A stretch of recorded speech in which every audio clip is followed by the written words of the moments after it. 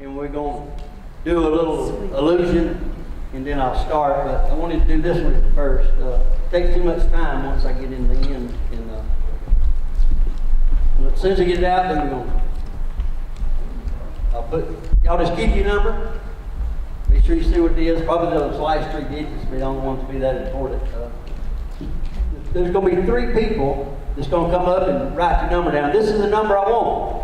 A number between 1,000 and 2,000. Need 4 digits. You got 1, and 3 zeros, that's 4 digits. 2 and 3 zeros, that's 4 digits. So go anywhere in between there. But also to make it a little bit more challenging, let's do a decimal too. Okay? So like, do your 4-digit number. You put a decimal, then 0 through 9. That's the basic number. So, want to do a 4-digit number and a decimal, which would be actually 5 digits, okay?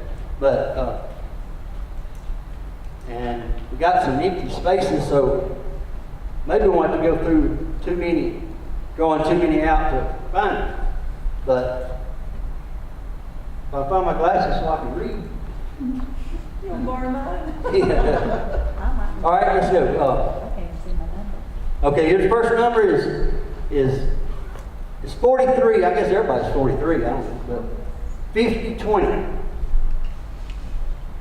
50-20. Who's got 5020? If anybody does, that is. Okay, maybe not. Let's go with another. Okay, how about 5059? You got that? Okay, Steve. Want me to come up? Yeah. Now you know what the number I'm looking for, right? Okay, you put 4-digit number with a decimal. You do it on the top line right there. Now after I get 3 of these, then we'll have somebody with a calculator come up and add all these together. Okay? All right. Okay, let's go for another one. 5002. 5002. Anybody got that one? No? Okay. 5060. How about that? You got 5060? Okay, do you understand what I'm talking about? You want to help Rachel? But I'm going to keep this number covered up so it don't influence the answer you write down. So it needs a 4-digit number with a decimal, but just between 1,000 and 2,000.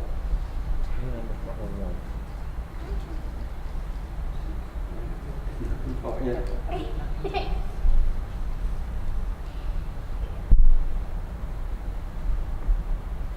And a decimal. Put a decimal and then another number. Yeah, a point, just put a dot there. Yeah, there you go. All right. Now let's get another one.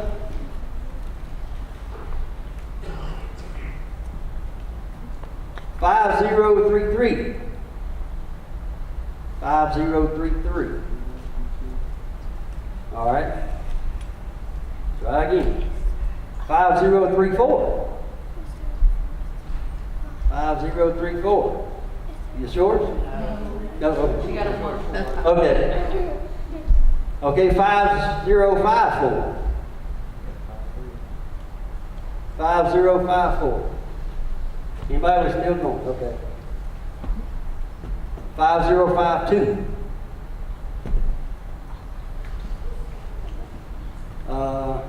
5053. Is that yours? Yep, 5053. Okay, you want to come and help her? Sure. Now you understand what I'm looking for, right? You need a 4-digit, go on this side for everybody. A 4-digit number with a decimal. You write it right there. Between 1,000 and 2,000. Yeah. So what's the first name? 1,000. Okay. Yeah. And then you need a With decimal. the decimals, 0 through 9. Yeah. Okay, there you go. Okay. All right. I now need one. Somebody's going to work the calculator now. 5046. 5046. 5048. All right, we'll get somebody in a minute. 5047. It's yours? Okay. Okay, you just add these together. Okay.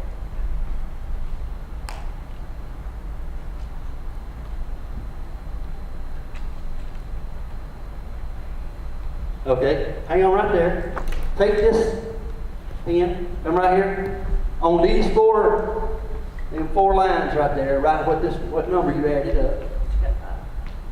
You got 5. You write it kind of big so they can see it.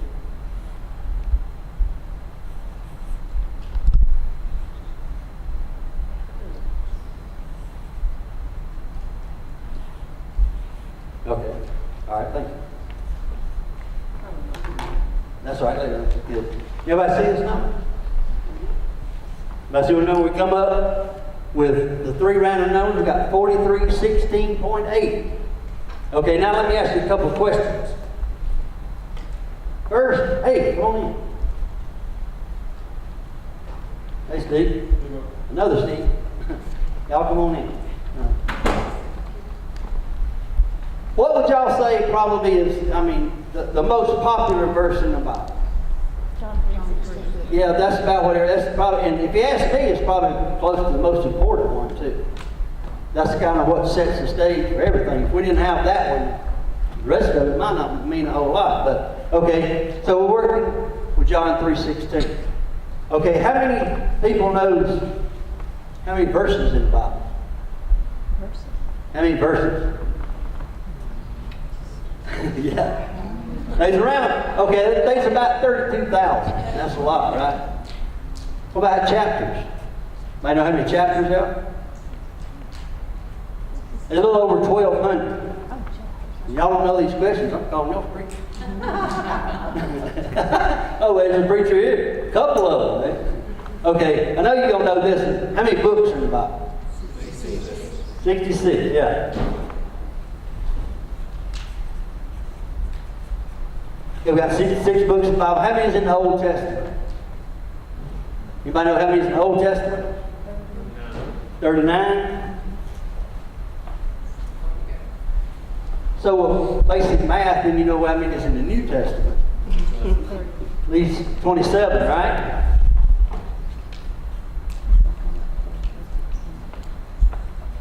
Okay, if there's 66 books in the Bible, and wanted to go to the 43rd book, where would we be? John. The 43rd book would be in John, right? Then we got the chapter and verse, right? John 3:16. That's what we thought. That's what y'all's numbers added up to be, right? The 43:16, that is. Now, with picking random numbers like that, there'd be no way that I could know what somebody was going to pick, right? There wouldn't be no way I could know that, but I did write down a number before I left home. Put it in this envelope over here. Had it over the side. Here's the question: is there any possible way that I can have this number in here that you got right there? That would be kind of hard for me to guess, wouldn't it? But I got it though. The 43:16, that is. There's a 0.8 there. I know what we can do with that. We'll draw numbers one more time. We're going to go by seat numbers this time, okay? We'll start counting right here. Let me see what I get. Number 17. So 1, 2, 3, 4, 5, 6, 7, 8, 9, 10, 11, 12, 13, 14, 15, 16, 17. Reach under your chair and get that envelope. Under my chair. Under your chair, get that envelope.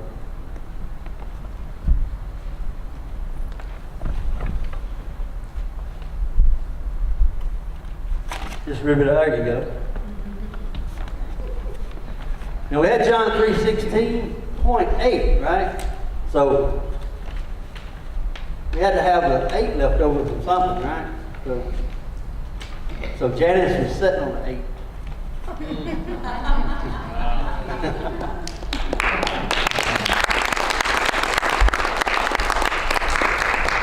Lord, like I said, what I wanted to do, I wanted to start where we're going to finish on the cross. It's always a good place to be. And let me go up here and everybody knows me, I believe.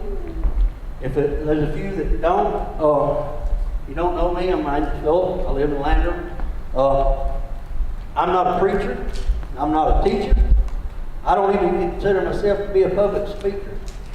Even though I do go around and talk in a lot of different places, churches, prisons is most of what I'm in. Talk to a lot of juveniles, go to a lot of adult facilities.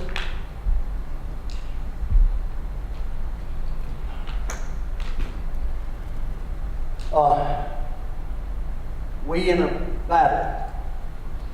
That's the reason we go into the prisons. Got some people that's losing some of the wars, or some of the battles, that is. We lose a battle from time to time, but we got an adversary that's his main goal. He wants to distract us in any possible way. If you notice my t-shirt and all this stuff, what all this is about, I am attempting to write a book on spiritual warfare. And that's what this is. It's going to be the cover of the book. It's about some of the situations that some of the people we know, you go to church here, some other people we know, especially in other countries, that's fighting a war that's far greater than the one we have here. But it's still the same war. It's still the same enemy. No matter where he's at, he's everywhere. But anyway, hopefully very soon, I'll be finished with this. Maybe y'all pray for me for the next several days. I'm leaving tomorrow morning and I'm going on a camping trip. Just out by myself, no electricity, nothing like that, so I can sit and think and write and maybe come close to finishing this. Maybe it'll be worth something to what kind of battle we're in, what little bit of time we have left. Let me tell you a quick story. It was 1952, a lady named Florence Chadwick. She was a world champion swimmer. She had swam English Channel a couple of times, set world records. She had done some other things and set some other world records, and she wanted to do it again. So her plan this time, she was going to go to an island called Catalina Island off the coast of California, out of Los Angeles, like 26 miles. She trained for months and months to make this swim. Well, it came day, it was a little bit later in the year, they hadn't really anticipated the temperature of the water, so she had a few challenges as far as numbing in her hands, her feet, her legs, even though she was wearing a swimsuit, but she kept going. There was a few other issues that came up while she was on the way. Actually, the boats that was flanking her as she went out actually had to take shots at sharks that was trying to move in and come and find out what was going on. So they actually took gunshots at them to put them back. But she kept swimming. The biggest challenge she had that day, it wasn't the water or sharks or anything like that. It was an overcast day. It was a cloudy day. And the more she got closer to land, the contrast between the water and the land was causing a fog. It was very cloudy, overcast, like I said. She went to a certain point and she said, I can't see where I'm going. Y'all just take me out. We'll try to do this later. So they said, no, you got to keep going. You got to keep trying. So she swam a little bit further. And she finally got to the point, she said, I can't see land. Can anybody see land? And nobody could at that point because the fog had done got that heavy. Well, they took her out. They went on in. And she said later in the news conference, it's a true story. She said, I'm not trying to make excuses for myself, but I believe if I could have seen where I was going, that I could have made it. So about a year later, she wanted to try the same thing again. A lot of the conditions were the same. But one thing she did different this time, she went out in the ocean on a clear day and looked back at the shoreline. And she formed a vision in her mind. She got a mental picture And she set a goal of where she wanted to go. So when she got in the water that day and she swam, every time she couldn't see, she referenced that picture she had in her mind already. And the goal she had already set. And she made it that time. And the difference is she was able to see where she was going. Mentally and spiritually, not just physically. You guys heard of Helen Keller, of course. Everybody knows Helen Keller. You know what she said one time? She said, the worst thing than being blind would be to have sight and no vision. Think about that for a minute. Not just a physical sight. She's talking about a mental sight and a spiritual sight. We got a friend that recently, in the past 2 or 3 years, been on the job for 20 years doing the same thing. He went into work one day, chemicals blew up in his face. And he's in his mid-40s now and he's blind. And he used to be in ministry. And he done a lot in ministry. And he got kind of away from the church and away from the ministry. And he said this after he got kind of, it took him a couple of years to, I mean, you can imagine, in the middle of your life, being able to see all your life, and then all of a sudden blind. He said, this is what he said. He said, I believe God took my sight so I could see. He said, I believe God took my sight so I could see. I said, man, that's a powerful statement. For him to realize something like that. But now he's in about his 4th year. He's been in training. He knows how to read and, by Braille, of course, and doing some other, he's learning how to fish. He goes hunting. I thought when he first said, I got a deer. I said, huh? Well, yeah. So I seen the pictures and stuff. And blind man shot a deer. So that's good. You can have more than physical sight, obviously, right? What is the purpose, though? What's our the adversary after? What does he try to blind us for? What would be the purpose of some entity trying to block us from our path in life? That's exactly right, yeah. That's where he wants us to end up, yes. To keep us from doing what God wants us to do. Exactly, yes. Discouraged. Yes. He's after all that stuff. The reason he's doing it now and doing it so powerful is basically this time. The time frame we're in right now. This is 2018.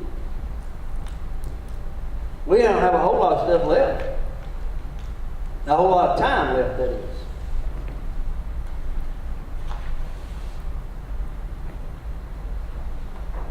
I see this picture.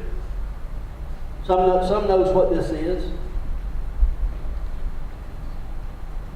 This arrow here, of course, is representative of Jesus coming to earth as a babe, right? He grew up. He had a ministry. He died on the cross. He was buried in the tomb, rose from the dead, ascended back to heaven.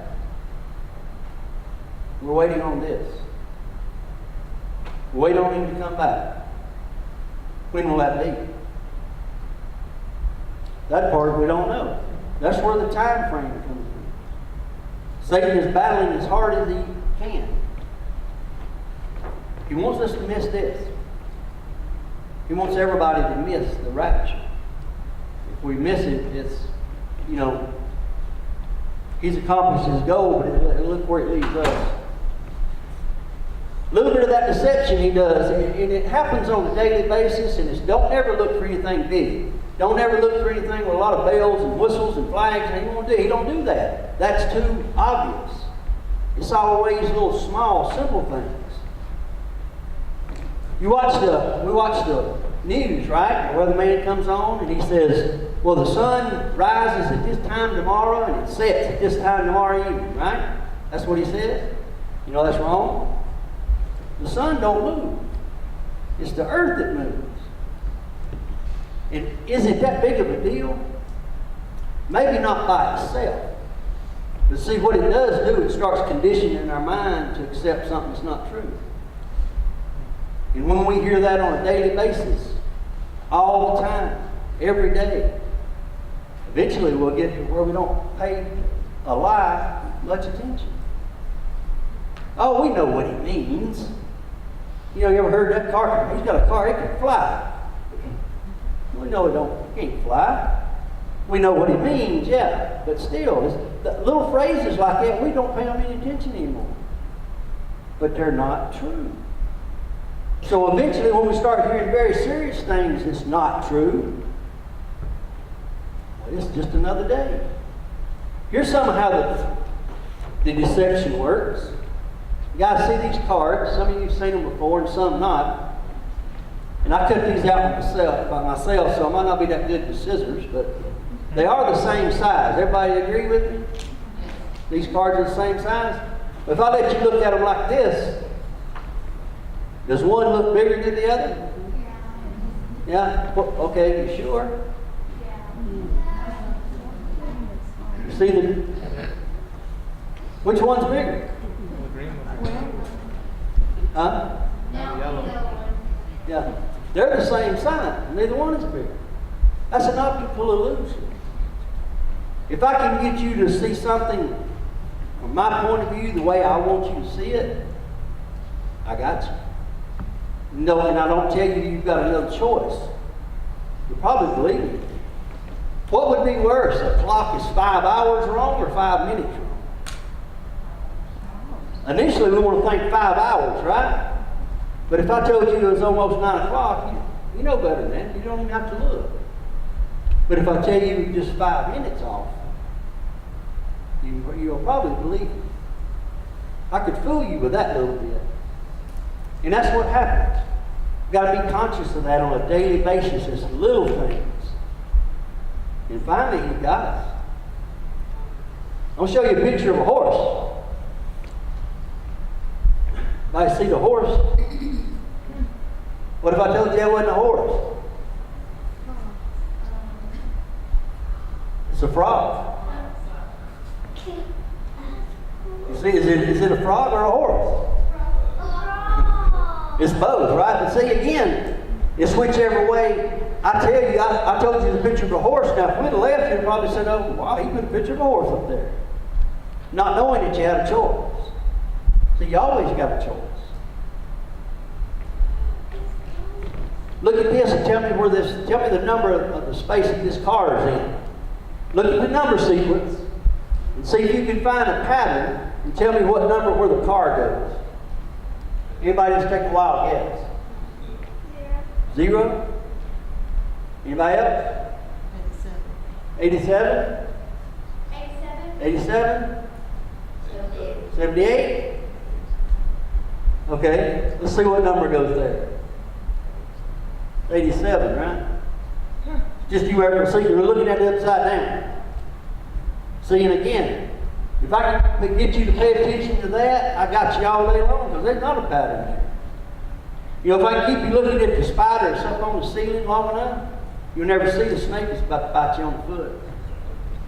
Because I got you distracted again. This next one's a good one. What word do you see? Evil. Huh? Evil. Yeah, well, we see both, right? It's good and evil. Well, good. Why would evil be in white? The scriptures say Satan can disguise himself as an angel of light. Because he is an angel. You know what? I asked questions before, and people, I said, you believe in angels? Yeah. You believe in demons? No. Well, that don't match. Because demons are angels. So if you believe in angels, you got to believe in demons. Because that's where they came from, right? But that's what they do. The evil infiltrates the good. Talking about the question of when the rapture. 15 minutes, 15 years. You know, we don't know, but we got some clues. Got my glasses again. Jesus had been preaching, and he said, I'm going away, and I'm coming back, and when I come back, it's going to be the end. You know, and the disciples said, what's he talking about? See, they thought He was talking about his kingdom coming quickly. And he was going out of town, and when he comes back, then that'll be it. He didn't answer it that way. He answered it for us. But listen to what it said. Jesus answered them and said, "See that no one misleads you, for many will come in my name, saying, I am the Messiah, and will mislead many." How many times in the last several years have we heard, well, the world's going to end December 12th. The world's going to end 2014. You hear all that kind of stuff? That's the first thing you said, watch out for. Because nobody knows when it's going to be.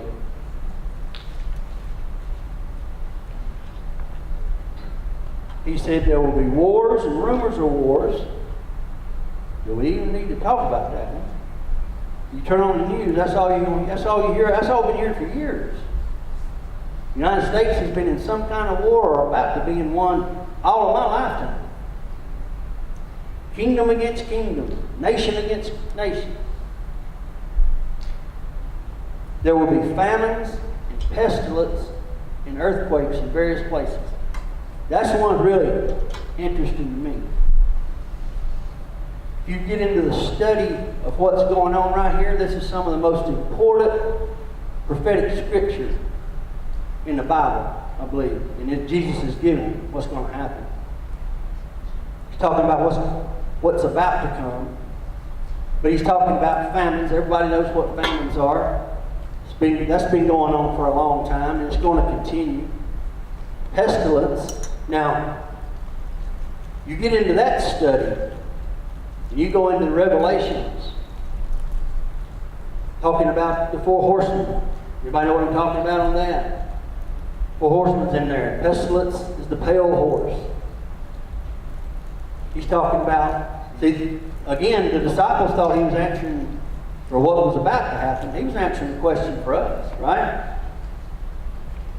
If you get into that study, that's got some, you can go a lot into that, because this talks about what is going to happen is because of spiritual forces, of Satan's schemes, what we've been talking about. He does it through false religions, false theologies. He's trying to destroy unity in the church by legalism, libertarianism, intolerance, all the way up to excessive tolerance. He gives a warning to the young. He gives a warning to the earth. You get into attempted moral reform, false converts, empty faith, stewardship, and this is the one that I think a lot about. Conscious existence when you're in hell. Talk about Lazarus and the rich man, right? It's where the rich man ended up. And it says, you can't, some people say, oh, well, I'll go to hell, and I'll probably see my friends there, and I'll do this. No, it don't work like that. You will be in torment, and you will be conscious of what's going on. He said, the rich man said he was in torment. And look how dangerous pride is. This is what got him there. And this is how dangerous it is, because while he's there, he can't get rid of it. Because he said, send Lazarus to come and help me. He still wanted Lazarus to be a servant. And him already in a place like that. That's what pride will do. The original sin. Not the first human sin. First real sin. They will deliver you for tribulation and will kill you. You'll be hated by all nations because of my name. He's talking to the disciples about being Christians. We're under that same situation today. You heard of ISIS, what they're doing? Christians are their #1 target. Very same thing. You can look in Isaiah. Same thing happened to the Israelites. The same way. It wasn't like ISIS went and read the Bible and said, let's see what we can do, I'm sure. But that's how prophecy works. Many will fall away and betray one another. And will hate one another. And love will grow cold. It's sad to turn on the news now and hear stories a father killed a son, or a son killed a mother, or a brother killed a brother, or somebody. I don't know if there's any better example of love going away. If you can't get along with family members, I don't know who you're going to get along with. But the one who endures to the end will be saved. Look, and here's some good news, but it's some interesting news. He goes on to tell them, he says, the gospel of the kingdom shall be preached in all the world as a testimony to all the nations, and then the end will come. When that happens, the end will come. Look, he said, we're going to preach it in all the world. The disciples is thinking, well, wait, we got a donkey and a bird. What's he talking about, the whole world? But again, he wasn't answering the question for them. He was answering it for us, too. Back then, that's 2018 years ago, they didn't have electricity. But now look what we have today by way of technology. We can sit in this room and see us on the other side of the world, right? And vice versa. We've got missionaries that's going into jungles. Been going for years. If the gospel's not in the whole world yet, we're about this far away. It's got to be close. But even at that, Scripture says they won't be without it. They'll be with no excuse. His existence is in creation. It's written on a person's heart. And they will know.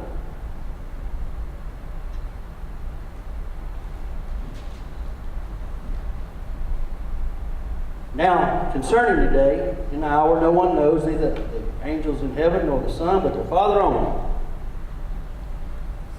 For the second coming of man will be just like as the days of Noah. For as in those days before the flood, they were eating, drinking, marrying, giving in marriage, until that day that Noah entered the ark. And they did not understand until the flood came. You guys know about Noah and the ark? We've read about that ever since we was in little bitty Sunday school, right? He said, I'm going to build an ark, it's going to flood, y'all got to get on. Okay, we got you. 20 years later, he's building an ark. He said, y'all going to have to get on when I get finished. Yeah, we got you, Noah. 50 years later, he's still building an ark, and they started to, come on, Noah. 100 years, when he got to the point where he finished, they said, Noah, give it up, man. You've been telling that for 100 years. And they went on just like everyday life. But what happened when the door closed? It closed just like he said. People say that now. Y'all been saying he's coming back for 2,000 years. When's he coming? That's all we've heard y'all say. But when it comes to time, when it gets here, what's going to happen? I mean, you won't have a chance to say, oh, okay, I believe you now. Okay, let's get it all straightened out now. We won't get that opportunity. We got to do it now, ahead of time.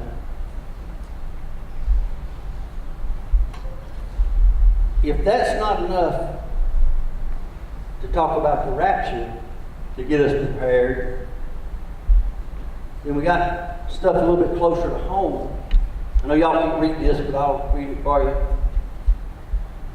It says, rescuers give up on man swallowed by a sinkhole. I remember that in Florida a few years back. The ground opened up. You know what the thing about it is you know what this man was? He was at home in the bed. Wasn't doing nothing wrong, wasn't nowhere where he wasn't supposed to be. And the ground just opened up and swallowed up him and half the house. They tried to find him, but they gave up. That's the physical death that we're going to face. We don't have a choice unless the rapture does come first. So we're going to have a physical death. We've got to be prepared for it. That's what I call, when you get over the shock of just the ground opening up, nobody can be ready for that, but you can be ready in here, right? You've got to be prepared here for when something like that happens. We'll talk about the structure of the death in just a few minutes, but we're going to have a physical death unless we have a rapture first. This photo here, I know it's be hard for y'all to see too. The guy here on y'all's right, his name's Antoine Bailey. He was 18 years old at the time. And I worked with him down at UEC Evaluation Center. He come back to Spartanburg County. I worked with him out of the courthouse. Like I said, he was 18 years old. He was getting out of the system. He had a job. He's saving money. He's doing all the stuff the judge told him to. He's paying his restitution. He had a background like all of us. But he wanted to buy a car. So his friend was going to take him to look at the car. But for whatever reason, he decided to rob him and shoot him. 2012, in April of 2013, they found Antoine in the woods in Packard. He'd been laying there almost 6 months before anybody found him. Again, wasn't doing nothing wrong, wasn't know where we were supposed to be. And then there it is. We're not always going to have time when these things happen to stop and get everything straightened out then. Got to get them straightened out ahead of time, right?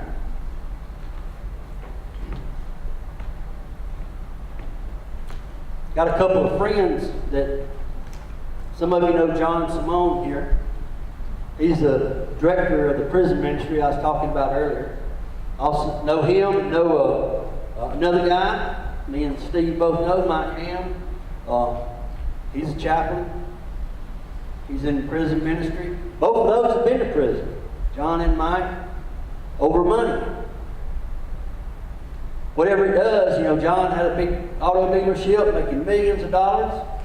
Wasn't enough. He wanted some more. Mike had some restaurants and hotels. Had his own airplane. He was a pilot, making plenty of money. And I don't know what is it in Scripture tells us about money. Money's not the bad thing, right? It's our attitude towards money. That's another thing Satan plays off of. He can take something as plain as a $1 bill like this, and he can turn it into something that's not real. He can turn it into something that gets our attention. But in reality, we got to remember, this is a deception. It's an illusion. Right? He does that.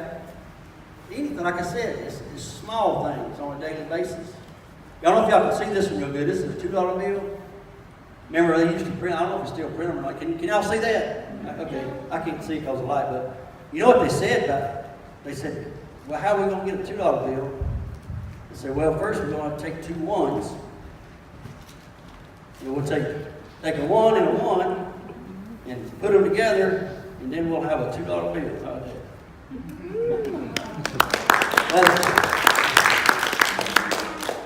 It's all illusion. Got to keep remembering that. It's all illusions.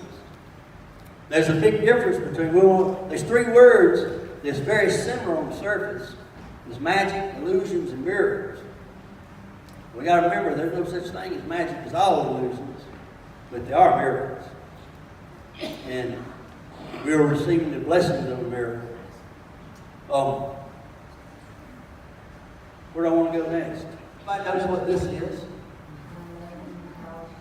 Everybody's seen this before. Everybody knows what this is. It's got the United States of America and God we trust on here. But did you know that that's on the back of this? Anybody seen that before? Maybe you've seen that. When it's folded the right way, that's what you get. And it's not just a picture. You know where it says it shows United States of America on there? You see on the right-hand side where the word America is, you know it's actually American Airlines building that hit that building. And on this side where it says United, it was actually United Airlines that hit that building. It's on the back of a $20 bill all the time. But the thing is, if I showed you that before you've seen the Twin Towers, would you believe me? Yeah, if I showed you that and told you the Twin Towers was about to happen, who's going to believe that, right? You see, that's another deception too. We got prophecy right in front of us. We just miss it sometimes. What if I told you there's another disaster about to happen? Another big catastrophe that's about to happen. And I can tell you about it now. I got proof of it, and I can show you right now. Would that be something you'd be interested in knowing? I mean, everyone would, right? And we got it. In Revelations, but John was the last disciple that lived. All the rest of them had been killed. And just like Jesus had said earlier, they'd be killed. They was tired of dealing with him. They said, let's take him over on that island, and that deserted island, and dump him off, and he'll die. We won't have to worry about him. That was their plan. Didn't quite turn out that way. God gave him a vision. He wrote it down, and we get to see it now, all these many years later. And it's about another. It's going to make the Twin Towers look small when it happens. This is what it says. It said, this is John. Then I saw a great white throne and one seated on it. Earth and heaven fled from his presence, and no place was found for them. That means there's no place to go and hide at that point. I also saw the dead, the great and the small, standing before the throne, and books were opened, and another book was opened, which is the book of life. And the dead were judged according to their works by what was written in the books. Now it gets real interesting, real personal. Then the sea gave up its dead, and death and Hades gave up their dead. That word Hades, that's another word for hell. And you might think, like what I always thought growing up, said, somebody dies if you're a Christian, to be absent from the body is to be present with the Lord. If you're not a Christian, you die and go to hell. And you do, and that's bad. But early on I thought, okay, and that's the end. But it's not. Hell is not the end. It gets worse than hell. Death and Hades were thrown into the lake of fire, and anyone not found written in the book of life was thrown into the lake of fire. This is the second death. You realize you can die twice? The first one was talking about earlier, the physical death. We got a physical death that we can't avoid unless there's a rapture first. But here's the good structure about it. It's not permanent. We have a physical death that we can't avoid, but it's not permanent. We have a spiritual death that is eternal, but we can't avoid it. That was a choice. We don't have to accept that. The permanent would say, what if it was the other way around? We wouldn't have much of a leg to stand on, right? But it's not. The second death, as strange as that sounds, is avoidable. I read a book not too long ago,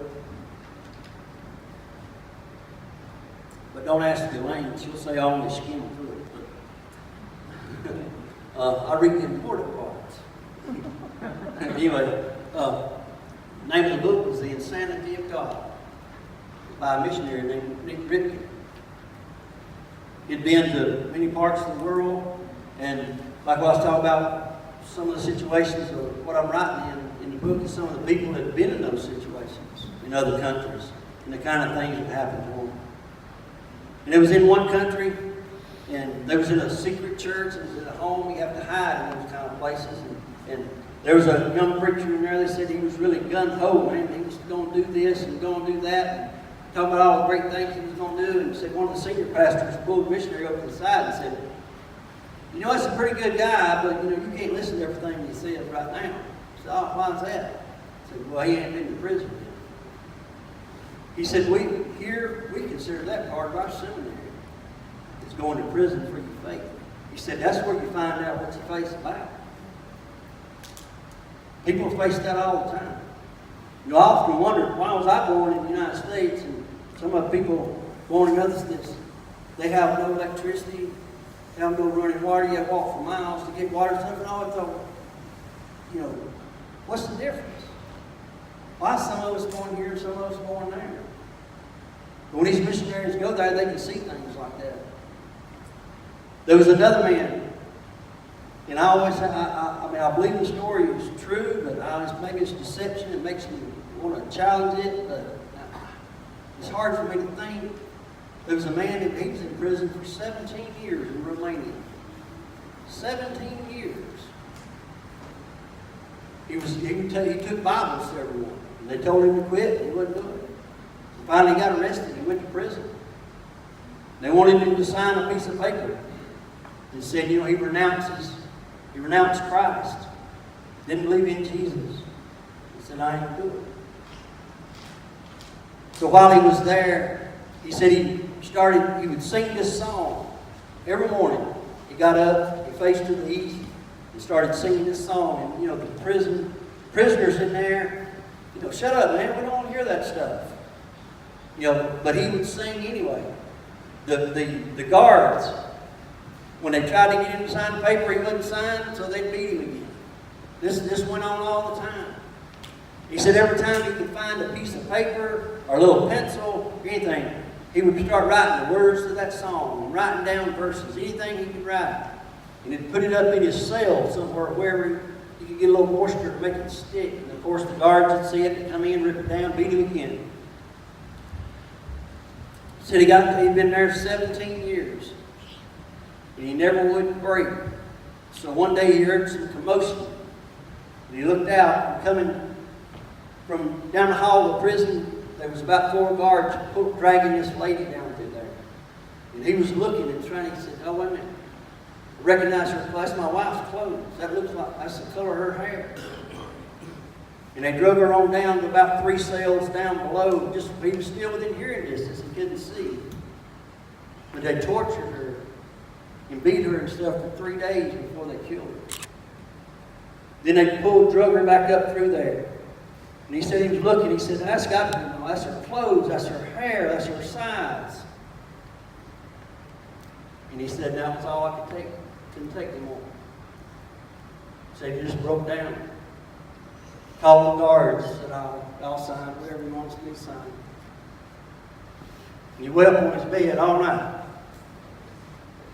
He took as much as he could take. He waited as long as he could wait. They come around, he heard them coming in the next morning. They come around in his cell. He was standing up, his shoulders were squared up, his chin was up. They opened the door, and before they could say anything, he said, you're a liar. And they said,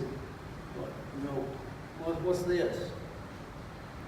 He said, during the night last night, the Holy Spirit allowed me to hear the voice of my wife and my children praying for me. He said, I know she's not dead, and I know they hadn't left. And I'm not signing nothing. They said, don't you know, you should look out this window. We can take you out there to that post and tie you and shoot you in 15 minutes. And you go ahead, you do whatever you want to do. He said, but you're a liar.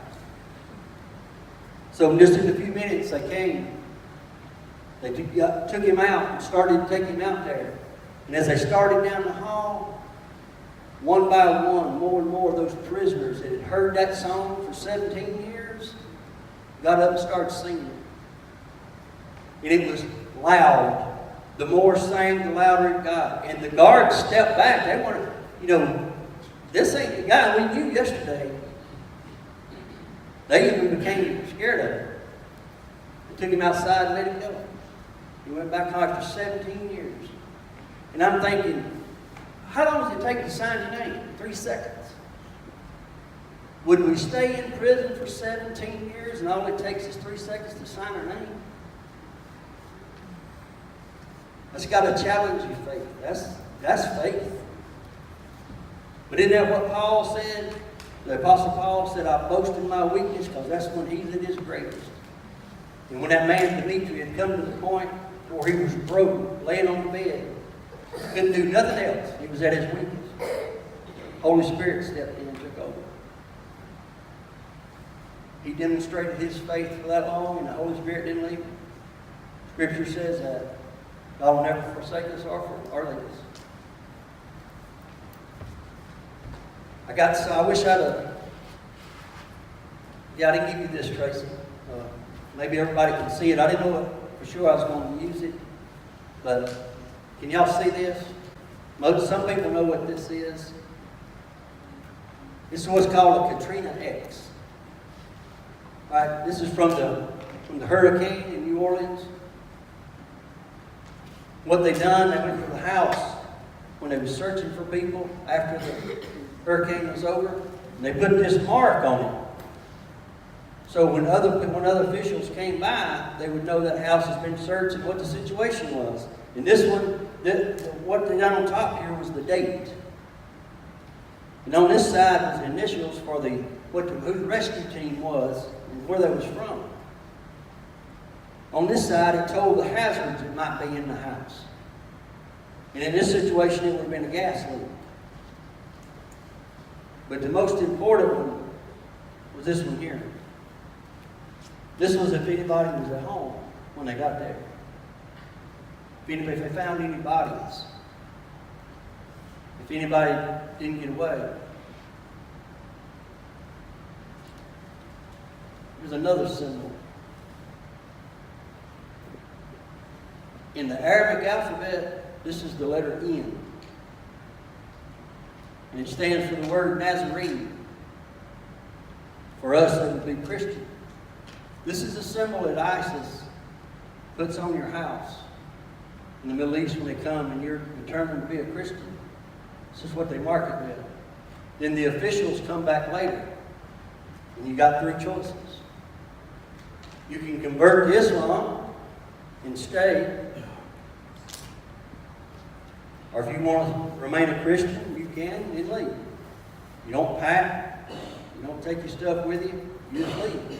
You start walking. If you don't like either one of those options, then they'll kill you. I've often wondered if this emblem was on my house and Jesus came walking down the street, would he see this? Or would he see this? That nobody's home. I want to ask you to do something for me. Y'all bow your head. I want you to think about something for a minute.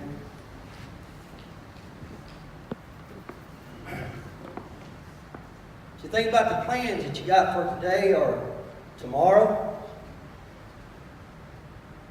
Everybody's going, you're going to go home or go shopping, or tomorrow you're going to go to church, Monday you're going to go to work, whatever.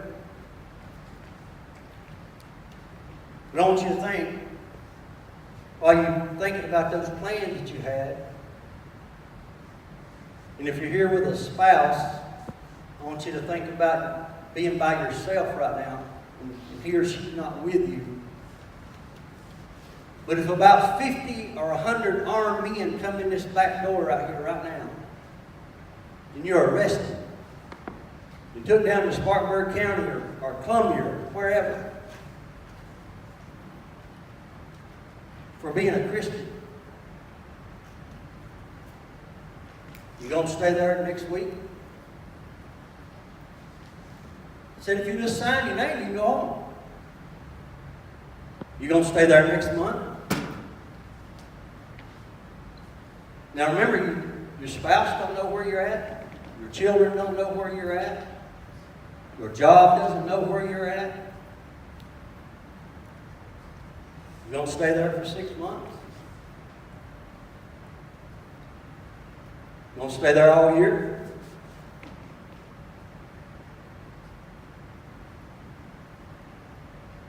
Is your faith kicked in yet? Is it about to kick in? The Holy Spirit about to take over? Is it already took over? What would you do? Wonder if we had enough tests to make our faith real?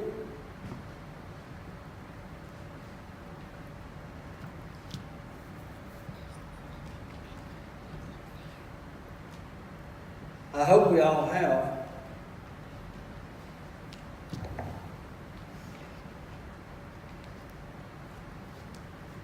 Okay, well, look back up here maybe for a few minutes. I know you wonder, well, how's God going to talk to him? How does he talk to him? What's one mean? I mean, there's many different means of communication. He does. But night time is kind of special, I believe. Does anybody have trouble sleeping, or do you have, maybe not, you wouldn't call it trouble, but something's always waking you up? That happened to you? Let me tell you, let me read you a little bit, it might help. This is Job. It says, in a dream, a vision in the night, when deep sleep falls on people as they slumber on their beds, he, capital H, meaning God, uncovers their ears. And at that time, he terrifies them with warnings in order to turn a person from his pride and to suppress his actions. You ever thought about it that way? He talks to you at night, especially if you're doing something wrong. I can tell you, before I knew about this verse, these things happened to me. And it wasn't a playground. I woke up scared to death. Tears in my eyes. And it took me about 3 seconds to get in my living room, get the recliner on my knees. Because everyone knows I knew what was happening. I knew what was going on. He said, it's time to stop. He'll challenge you tonight. But it says to suppress your pride, to turn you from your actions, to escape death, that second death. We don't have a choice in the first one. But the one that's permanent and eternal, you do have a choice. It's whichever way you want to go. Remember about the thing a little bit earlier, get in, study about the prophecy in Revelation. Read about that. Don't just take my word for it. There's things that's going to happen. It's all through Scripture. You know, Jesus talked more about hell than he did anything else. I always see Jesus as this. He's an easygoing guy, real quiet guy, real calm. That's just the way I pictured him. I don't know why, but I just see Jesus, and he just, he wasn't talking a whole lot, but what he said was important.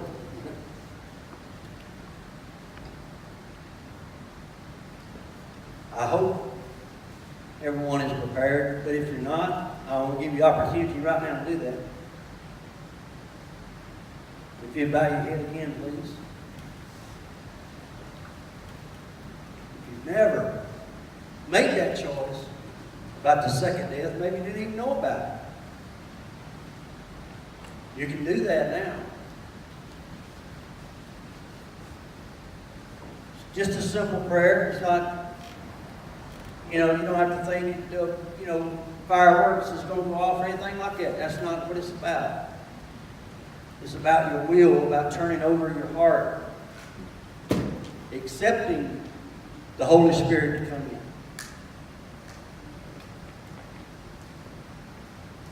If you want to say that prayer, if you've never said it, you can just repeat after me. You don't have to say it out loud. Just say it in your mind, but say it not because I want to ask you to.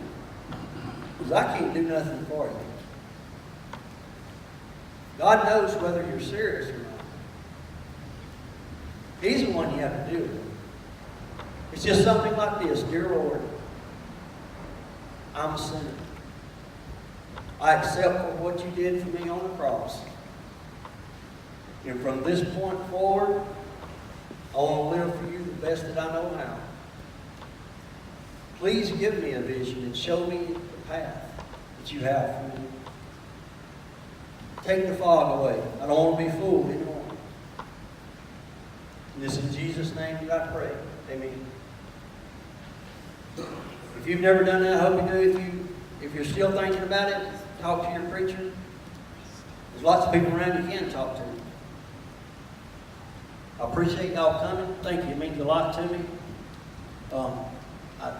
Like I said many times, I'd rather talk to people than looking in the camera. Not that I don't like Adam, but I wanting to talk to people, and I like I said, that's by no means claim to be an expert on any of this stuff. But I just feel like it's a message the Lord keeps me. Lots of times I said, I'm going to quit, I'm not going no more, I don't want to, I'm too tired. What am I doing the next day? Making plans to go.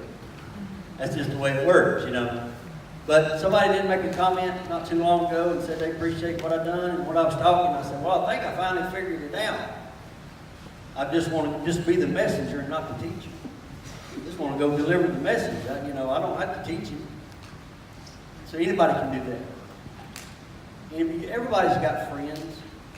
We're living in a hard time. Like I said, we're in a battle everywhere.